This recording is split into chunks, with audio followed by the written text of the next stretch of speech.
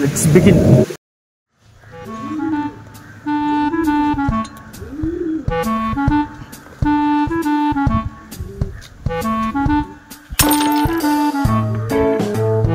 Guys, ரொம்ப நாளைக்கு அப்புறம் பார்த்தீங்கன்னா நம்ம இந்த புறாக்கள் வீடியோ போடுறதுக்கு ஸ்டார்ட் பண்ண போகிறோம். அதுக்கு முதல் படியாக நம்ம புறா கேஜை வந்து கொஞ்சம் ரீபில்ட் ரீகன்ஸ்ட்ரக்ஷன் இந்த மாதிரி பண்ணாமல் க்ளீன் பண்ணிவிட்டு அதுக்கப்புறம் நம்ம அதில் கொஞ்சம் புறாக்கள் வாங்கி விட போகிறோம் guys.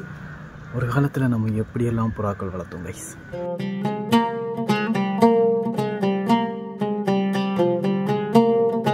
Okay, past is past. நம்ம என்ன பண்ண போகிறோம்னு பார்த்தீங்கன்னா திருப்பி அந்த மாதிரி ஒன்று உருவாக்க முடியுமா அப்படிங்கிற முயற்சியில் ஈடுபட போகிறோம். வாங்க வீடியோக்குள்ளே போகலாம்.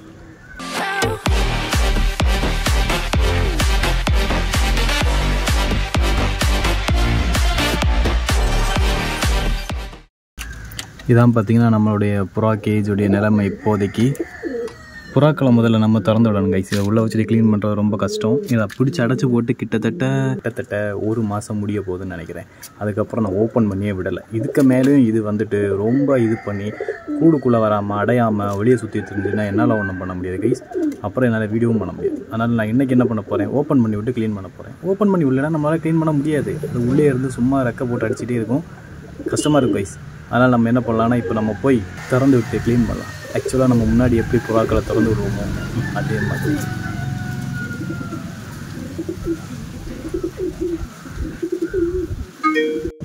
கைஸ், நான் அதை வெளியே போகாதேன்னு சொன்னது அது ரொம்ப சீரியஸாக எடுத்துடுச்சு கைஸ். இப்போ பாருங்களேன், அது உள்ளே இருந்தே வெளியே வர மாட்டேங்குது. என்ன கொடுமை பாருங்கள். சரி வாங்க நம்ம போயிட்டு கைஸ். இப்போ ரெண்டு விஷயம் பயமாக இருக்குது கைஸ். இப்போ நான் இதை ஓப்பன் பண்ணி விட்டேன், இது பறந்து போயிடுச்சு, திருப்பி வரும், எப்படியும் வந்துடும்.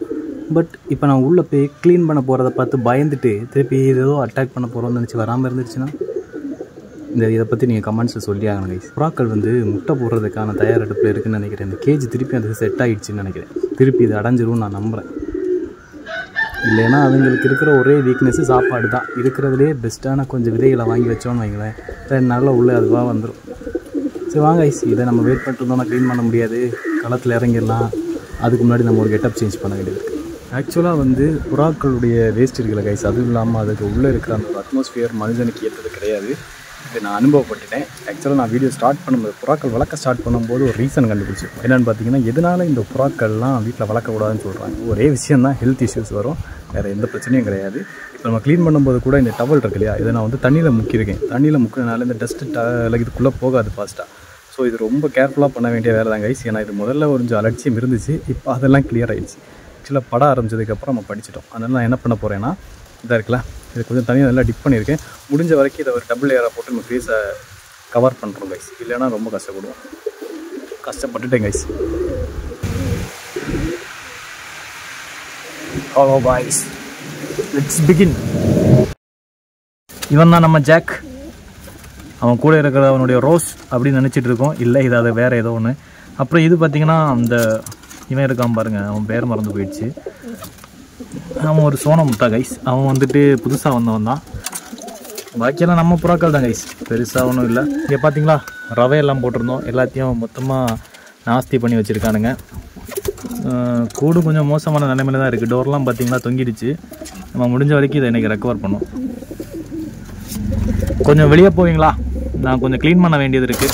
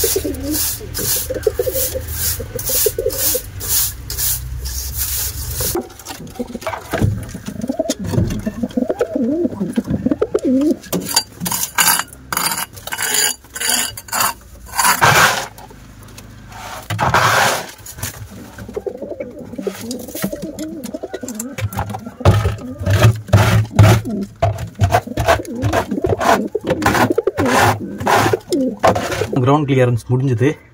புறாக்கள் வெளியே போகலை கைஸ். நான் க்ளீன் பண்ணிட்டேன். எந்த புறாவுமே வெளியே போகலை. ஒன்று தவிர ஒன்று மட்டும் எஸ்கேப் ஆகிருக்குன்னு நினைக்கிறேன். அது வந்து வெளியே இருந்து வந்தேன் மாடப்புறா, அது போயிடுச்சு. பாக்கியெல்லாம் உள்ளே தான் இருக்குது. அது இனி போனாலும் வந்துடும். கைஸ், நம்ம பழைய மேல் கூட்டுக்குள்ளாடி நின்று தான் நான் பேசிகிட்டு இருக்கேன். Safe guys. அதாவது இந்த டெக்னிக் ரொம்ப அழகாக, ரொம்ப சிம்பிளாகவே யூஸ் ஆகுது. கொஞ்சம் மூச்சு பிடிக்கிற மாதிரி இருக்கும் ரொம்ப டைட்டாக இருக்கிறனால. மற்றபடி இந்த டெக்னிக்கை யூஸ் பண்ணுங்க கைஸ். ஏன்னா இதை நான் ரொம்ப அனுபவப்பட்டேன் இந்த ஒரு விஷயத்தினால. அதனால் நீங்களும் கொஞ்சம் கேர்ஃபுல்லாக நீங்கள் ஹெல்த்தை பார்த்துக்கணும் அப்படின்னா இந்த ஒரு விஷயத்தை மெயின்டைன் பண்ணுங்கள். இல்லை ஹெவி மாஸ்கஸ், நிறைய நாய்ஸ் ரிடக்ஷன் மாஸ்க்கெல்லாம் இருக்குது, அந்த மாதிரி கூட நீங்கள் யூஸ் பண்ணிக்கலாம். நமக்கு இருக்கிறது பட்ஜெட் ஃப்ரெண்ட்லியான இது ஒன்று தான் கைஸ். தப்பிச்சு ஓடிட்டேன்னு சொல்லிட்டு திருப்பி வந்துட்டான் பாருங்கள். இவனுக்கு என்ன பிரச்சனைனே தெரியல. ரைட் அவன் ஓப்பன் பண்ணி போடும். உள்ளே போட்டவன் அறிவு இருந்தால் உள்ளே போவான். இவ்வளோவா கொஞ்ச நாள் செட்டில் ஆகிட்டல, இங்கே செட்டில் ஆயிரு.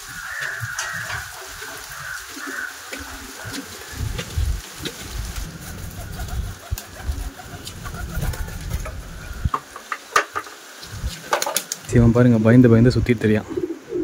இவனுக்கு கூட்டுக்குள்ளே போகணும், ஆனால் அதே நேரம் பயம் ஏதோ பண்ணிடுவேணும்னு. அது அப்படி சேஃபாக கூட்டுக்குள்ளே போயிடுச்சு கைஸ். அதுக்கு பயம்தான், வேறு எதுவும் இல்லை.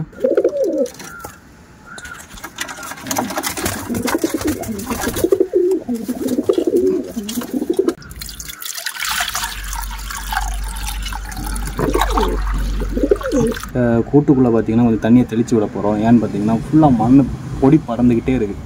இது வேறு ரெக்கை போட்டு அடிச்சுட்டே இருக்கா, இது எல்லாருக்குமே பிரச்சனையை உருவாக்கிடும். அதனால்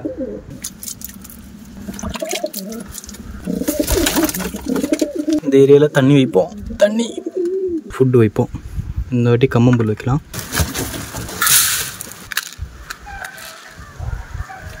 இந்த டோர் வந்து சூப்பராக இருக்குது, எந்த பிரச்சனையும் இல்லை. அப்படி பார்த்தீங்கன்னா கேஜி க்ளீன் பண்ணி ஃபீட் பண்ணி அதுக்கப்புறம் தண்ணியும் வச்சாச்சு. இப்போ வந்து இந்த டோர்ஸ் எல்லாம் கொஞ்சம் டேமேஜாக இருக்குது, அது பிரச்சனை இல்லை, ஓரளவுக்கு அட்ஜஸ்ட் பண்ணிக்கலாம்.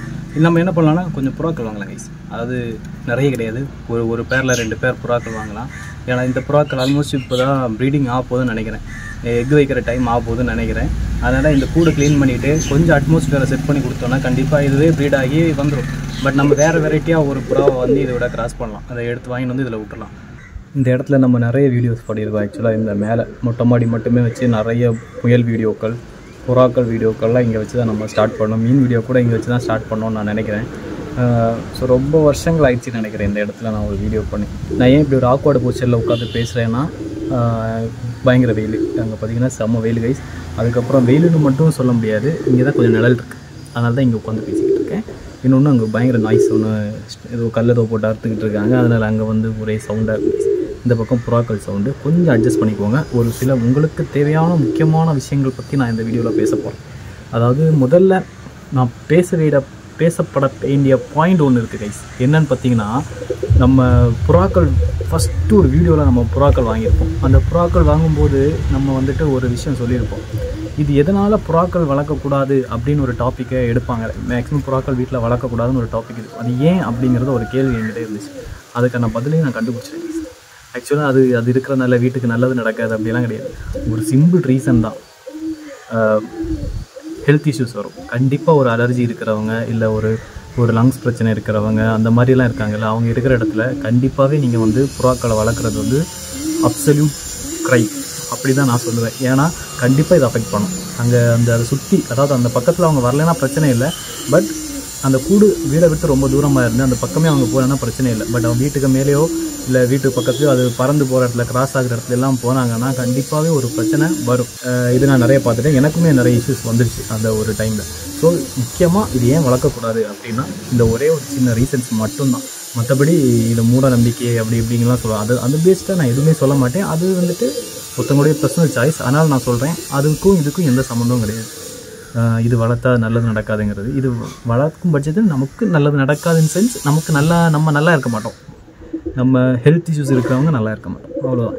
இதுதான் நான் முக்கியமாக சொல்லணும்னு நினச்ச ஒரு பாயிண்ட்.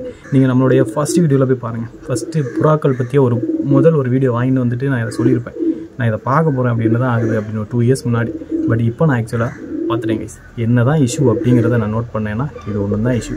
ஸோ உங்களுக்கு இதே மாதிரி வேறு ஏதாவது உங்களுக்கு தோணுச்சு இது வளர்க்கக்கூடாது அப்படின்னா கமெண்ட்ஸில் சொல்லுங்கள். ஆக்சுவலாக கொஞ்ச நாள் நான் புறா வீடியோக்கள் போடாமல் இருந்ததுக்கான காரணமே அதுதான். ஏன்னா புறாக்கள் சரி அதை ஃப்ரீயாக திறந்து விட்டுறலான்னு ஒரு பாயிண்டில் நான் திறந்தே விட்டேன் கைஸ். ஏன்னா என்னாலையும் அதை பார்த்துக்க முடியல, அதுக்கு ஃபீட் பண்ணுறேன், அதோட கேஜ் க்ளீன் பண்ண முடியல. அதனால நைட்லாம் வந்து டாக்ஸ் வந்து அதை அட்டாக் பண்ண ஆரம்பிச்சிடுச்சு. இன்னொன்று புறாக்கள் நிறைய இறக்க ஆரம்பிச்சிடுச்சு, பூனை பிடிக்கிறது இந்த மாதிரி. திறந்து விட்டாலும் பிரச்சனை, அடைச்சி போட்டாலும் பிரச்சனைங்கிற ஒரு சுச்சுவேஷனை மாட்டிக்கிட்டேன். அதுக்கப்புறம் நான் என்ன பண்ணிட்டேன்னா சரி போட்டோம் அப்படின்னு சொல்லிட்டு ஓப்பன் பண்ணி விட்டேன் கைஸ். லிமிட்டடாக கொஞ்சம் புறாக்கள் நாங்கள் இடையில கொடுத்துருந்தோம் ஒரு ஆளுக்கு. அதுக்கப்புறம் வந்துட்டு ஃபுல்லாக ஓப்பன் பண்ணி விட்டோம். அதுக்கப்புறம் இப்போ அது ஆனாலும் அந்த ஜாக் இருக்கான் பார்த்தீங்களா, அவன் தான் நம்மளுடைய ஃபஸ்ட்டு வாங்கின புறா கைஸ்.